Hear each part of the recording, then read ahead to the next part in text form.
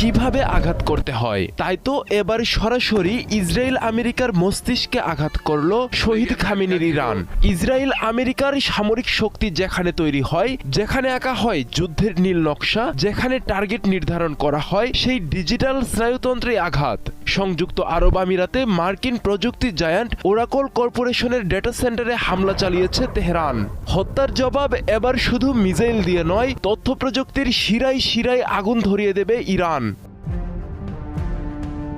Iran বলছে যুদ্ধ এখন আর শুধু অস্ত্রের নয়, তথ্যেরও। আর সেই তথ্যের নিয়ন্ত্রণেই লুকিয়ে আছে আধুনিক যুদ্ধের আসল শক্তি। এই কারণেই টার্গেট করা হয়েছে ওরাকল কর্পোরেশন, যাকে অনেকেই বলে ডিজিটাল যুদ্ধের মেরুদণ্ড। ওরাকল শুধু একটি সফটওয়্যার কোম্পানি নয়, এটি আমেরিকার সামরিক ও গোয়েন্দা অবকাঠামোর গভীরে প্রবেশ করা একটি শক্তিশালী platform. Pentagon, national security agency, central intelligence agency সবখানেই ওরাকলের প্রযুক্তির ব্যবহার রয়েছে।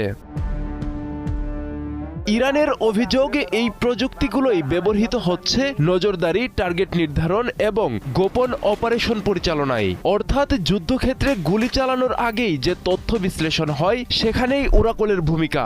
ইরান সরাসরি সেনা ঘাঁটি নয়, বরং ডিজিটাল অবকাঠামোতে আঘাত করে বার্তা দিচ্ছে যুদ্ধের নতুন ফ্রন্ট হলো সাইবার ও ডেটা।